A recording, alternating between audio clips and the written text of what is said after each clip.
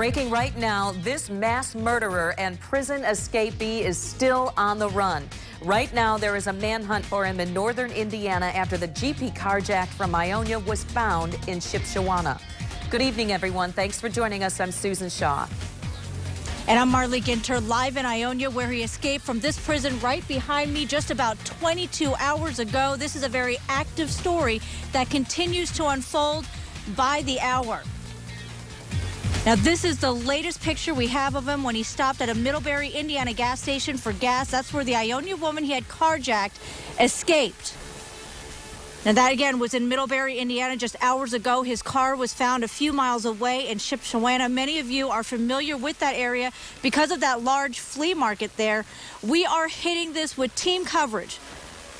Now, first, though, we want to get to if we have Leon Hendricks in Indiana, where the manhunt is underway. Let's go to Leon. That's right. A very tense situation in this neighborhood. It's a quiet living facility, lots of small homes, duplexes connected to one another. And this is where that vehicle was found. You can see the marks in the snow there, the tire tracks. Investigators have been in this area. And right now what they're doing is they're helping residents who live in this area who are concerned because they're hearing the news about this escaped killer. They're helping them by walking them to their homes, going through some of their homes if they want that, because obviously it's a situation that they're very concerned with for their safety, and obviously with good reason. Now, the big question, though, is still, where is this man? Still, he has not been found. They still don't have any indication as to whether or not he remains in the Indiana area. Those are all the questions that authorities here are scrambling. The Indiana State Police are working on this, as well as the Shipshewana authorities here in the city where we are. But lots of questions, certainly more questions than answers.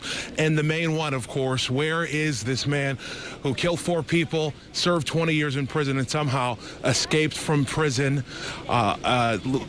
yesterday evening? So lots of questions. We're going to be out here working to track the investigation as it goes on, but it's just a very fluid situation. Police are just working to try and find those leads right now. Reporting in Shipshewana, Indiana, Leon Hendricks, 24-hour News 8.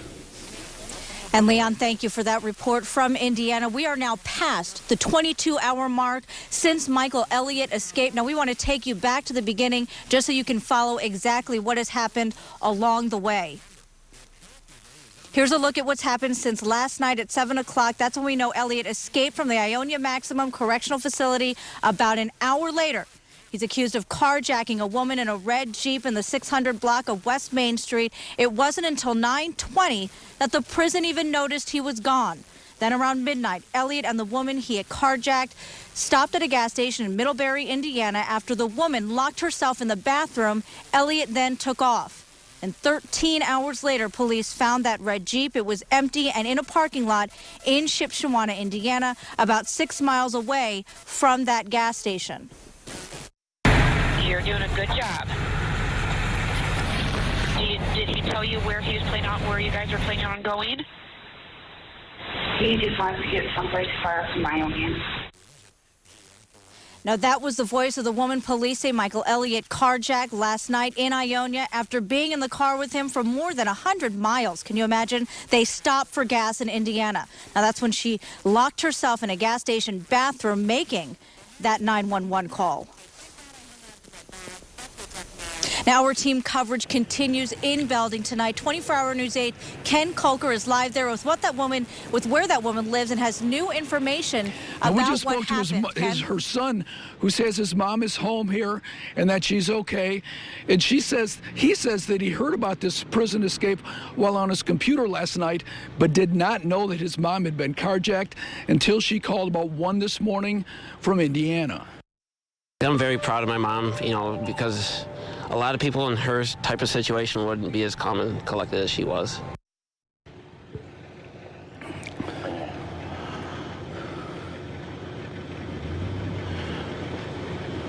Now, police are saying he has every right to be proud of his mom. Now, she's now at home tonight at her home in Belding after a long night with an escaped killer. Her son told us she got home earlier today with his father. Says she is too frazzled to talk. She was working near downtown Ionia, not far from the prison, when Elliot carjacked her. This is how she later described it in a 911 call. He forced his way into my vehicle in Ionia, Michigan. He pushed his way into your vehicle in Ionia, Michigan? Yes. Today, police were praising the woman for staying calm through the long ride to Elkhart, Indiana. They say he never hurt her. It's there that she escaped from the car at a gas station and hid in a restroom. That's where she made the 911 call, whispering to a dispatcher. He's an escaped convict. From where? Ionia, Maximo. He said murder. Does he have guns or weapons? He escaped. He was in prison for murder. Box cutter and a hammer. He has a hammer And a box cutter. and a box cutter. She stayed locked inside that bathroom until he finally left in her red 2004 Jeep. Police say that he told her he had no intention of hurting anybody, that he just wanted to get as far away as possible. Live in Belding, Ken Kolker, 24-Hour News 8. Ken, thank you for that report. We've been telling you that this has been a story unfolding since the very beginning. We want to get back to Shipshewana, Indiana, where Leon Hendricks is live now with new information. Leon. Marley, good evening. We are here with the Indiana State Police Sergeant Ron Galovitz. You've been working on this. A lot of your manpower has been devoted to this.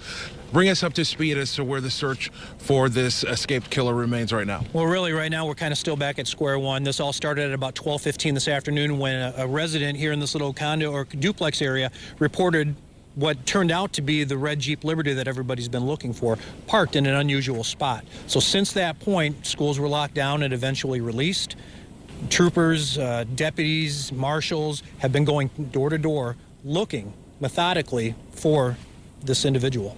Bring us up to speed on a time frame. When do you think this vehicle got here? You know, it's really hard to say, but we do know that conducting interviews and talking to neighbors that this vehicle was here as early as 5:30 this morning. Now, that doesn't mean that nobody just decided not to report it. It was unusual, and it was almost as an afterthought. And once they found out what the connection was, obviously they were very shocked and disturbed to hear that something like this was brought to their doorstep in this small community. Is this the biggest lead yet? Any other ideas as to where he might be from here? Not right now, because again, he's got a sizable head start, and waiting for the Michigan State Police, who have since taken the vehicle back to Michigan, you know, to go through it and to let us know any other information that we can go on. So right now, again, we're still in search mode, going door to door and business to business. Okay. Any signs of a struggle or any indication that anybody was harmed in the vehicle? No, right now, again, we did not make entry into that vehicle. You know, we weren't going to contaminate somebody else's investigation. So again, leaving that as pristine as we possibly could for those investigators to the north to handle. Okay, what about stolen vehicles? Any other stolen vehicles in this area? Very good question. And to this point, here in the Shipshewana area, there have not been any reported stolen vehicles. And that is one thing that they've been looking very closely at. And again, as they go door to door, talking to people, because again, this is such a close-knit community that people talk. Everybody knows everybody in this community. So if anybody has any information, we're certainly asking for the public's help. Okay, so the indication would be then that he's likely on foot. You know, that's hard to say. It's hard to speculate about that because of, you know, the temperatures. It gets pretty cold at night. It's snowy. You know, you'd like to think he's in a vehicle or somewhere else, but again, that would be speculation on our point at this. All right, what kind of tips are you guys getting? Are you getting a lot from the public in terms of sightings or anything of that nature? You know, early on we were getting some calls. You know, people, which is what we're asking.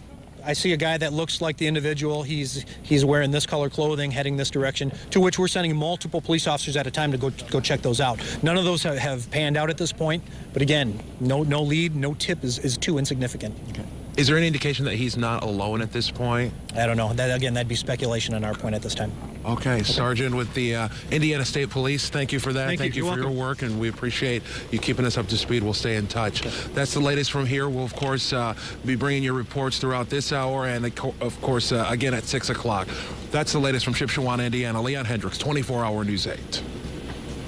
Thank you, Leon, getting the very latest information on this manhunt. Now, as it obviously is kicking up into high gears in Indiana, corrections officials here in Ionia, of course, have a lot of explaining to do. So joining me now live is 24-Hour News 8's Joe LaFergie, who's been working that part of the story today, trying to figure out how this could happen. Yeah, Marley, I want you to take a look. We got an interesting perspective. We're on the backyard, the back lot, if you will, of the prison. And take a look. This is what this guy managed to get through last night.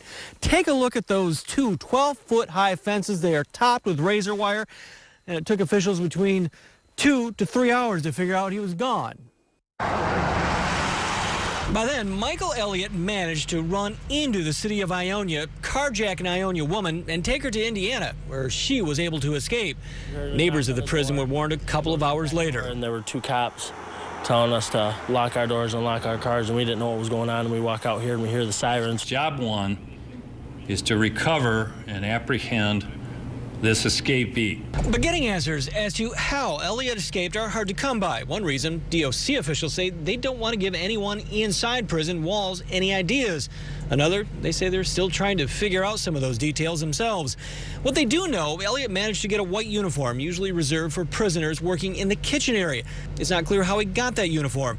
Again, no specific details, but DOC officials say the white uniform may have helped Elliot foil some security devices. He managed to make his way to a prison sally port, the usually secured garage where prisoners are driven in and dropped off.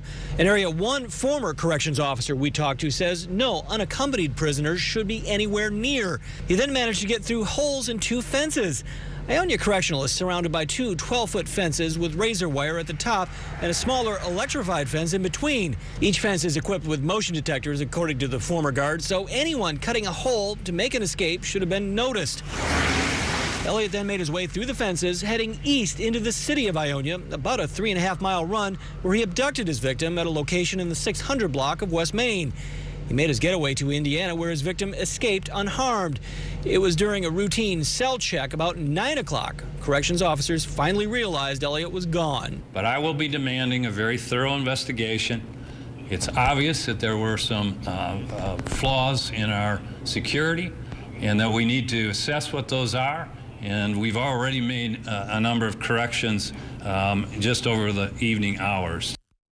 Now, Haynes says it appears that Elliot acted alone, no help from other inmates. And Marley, coming up at 6, that former guard we talked to in that piece we just saw is filling in some of the blanks, but it's also creating a lot more questions. Hear more about that part of the story at 6. We definitely want to get to some answers because, no, not just people in this community, but around the state want to know that these facilities are secure. Thank you, Joe, for that report. And taking the story in a different direction now, too. Meanwhile, Governor Rick Snyder is also reacting to the prison break here in Ionia. We were able to catch up with him today, late in Grand Rapids, to ask him what he would have to say to those who have criticized him now of the way he's handled the corrections budget. And it's premature to get to that. Let's make sure we go capture this person first, and that analysis is going on in terms of the Department of Corrections to see what happened and why. And now this prison break does just come weeks after the Michigan Department of Corrections admitted to problems with the workers of the company that provides food and kitchen services to prisons like here at the Ionia Corrections Facility.